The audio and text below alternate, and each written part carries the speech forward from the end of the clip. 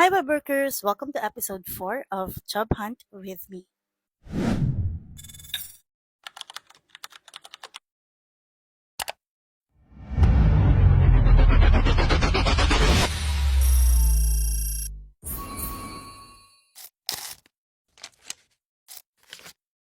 So, on this video guys, sasamahan niyo ako na mag-submit ng applications. And kung sasabayan niyo ako sa client hunting or job hunting ko, ang requirement natin is 20 to 30 applications per day ang isasubmit natin, okay? So, nasabi ko na I started sending out applications nung May 19. Pero guys, hindi kasi ako ganun ka-committed at that time. So, hindi ko nasusunod yung 20 to 30 applications, okay? Kaya, ito na ang first day ng pag-submit natin ng applications. So, welcome to our day 1 of sending applications. So guys, before ako mag-send ng application, as part of WebWorks curriculum, kasama doon ang paggawa ng resume or CV. Okay? And if you would ask me, Coach, ba't naman pati resume or pati CV kasama dyan sa curriculum ni WebWork? Kayang-kaya ko yung gawin. 'Di ba? I know guys. I know na kayang-kaya natin gumawa ng resume kasi madaming template online. 'Di ba? So, sinama ko siya kasi for me guys, as a strategist, makukuha mo lahat ng bagay kapag nag-strategize ka. And the most often overlooked step sa part ng application process is yung paggawa ng resume or ng CV. Akala kasi ng mga tao, pag gagawa sila ng resume or ng CV, ilalagay lang nila yung pangalan nila, information nila, contact number, yung work experience, yung skills, like ganun lang. But for me guys, it's the client or the company's first impression of you. So, imagine mo na lang, kung binasta-basta mo lang yung resume mo or yung CV mo, and kaya wala kang nakukuha na feedback kahit ang dami mo nang nasendan. Kasi sa first step pa lang or sa initial screening pa lang ng resume mo, nababasura na. So, ano pang i-expect mo sa second step? Or paano ka pa mag-expect na matawagan ka, ma-invite ka for interview, ma-invite ka for assessment? Wala na nga, nabasura na yung resume mo.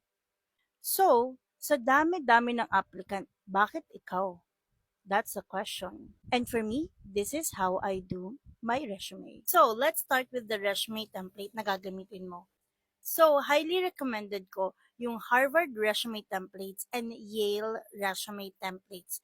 So guys, search nyo lang yun sa Google. Or if you want guys, I'll share a link of my resume template. Alright guys, so I will teach you how to create an effective resume. So this is my sample template and i-explain ko na lang on another video bakit ganito yung format ng aking resume. But I think yung pinakamahalaga lang dito is dapat ATS friendly yung ating resume. So, one way para malaman ko kung ATS friendly siya is pag na-highlight mo ng buong buo yung iyong resume. And bakit kailangan ATS friendly? Kasi guys, madalas ngayon AI na yung nag-i-screening ng mga resume. So, kung hindi mai-scan ng maayos ni AI yung resume mo, then hindi niya talaga makikita or mababasa yung skills mo, yung experiences mo, and usually sa mga AI, gumagana sila by keywords. So, keywords na lang yung kinukuha nila. Ngayon, dito naman papasok yung next strategy natin, which is gagamit ka ng AI to generate your resume. So, next thing guys is gagamit tayo ng ChatGPT. So, si ChatGPT kahit free version lang okay na. So, ang prompt natin is create an ideal CV for the job below, start the sentence with an active verb, and add numerical metrics. So, remember guys na every time nag-send tayo ng application, different company, different resume. Okay? So, ito na. Ipaprompt na natin siya kay ChatGPT. And for example, hanap ka ng isang work na gusto mong applyan. So, for example, ito na yung gusto natin applyan. Make sure guys, you proofread pa rin.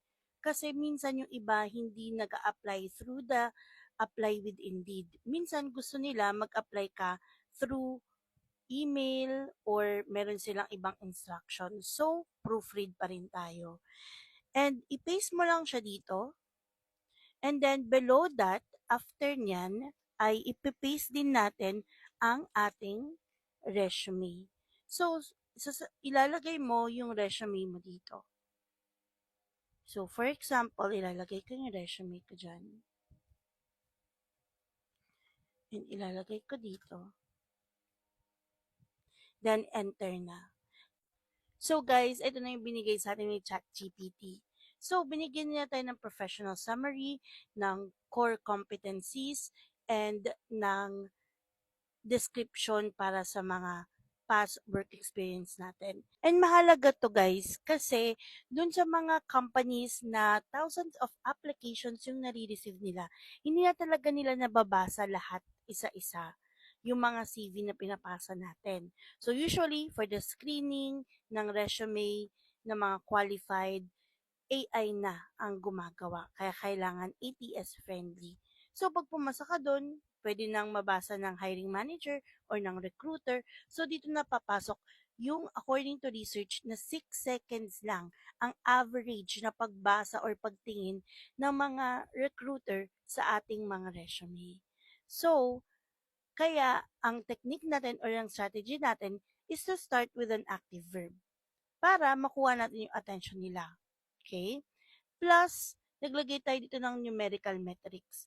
Kasi yung mga numerical metrics na yan, pang-catch din yan ng attention. Okay? And guys, going back dito nga sa job, pag magka-copy kayo, i-copy niyo yung buong full job description kasi nga usually hindi na natin nababasa lahat. So, ipapabasa natin kay AI para alam natin or mabigay ni AI sa atin kung ano yung mga keywords na kailangan malagay natin sa resume natin.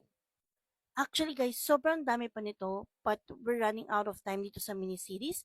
So if you'd like, you can go to my YouTube channel and nandun lahat ng strategies. Bye for now!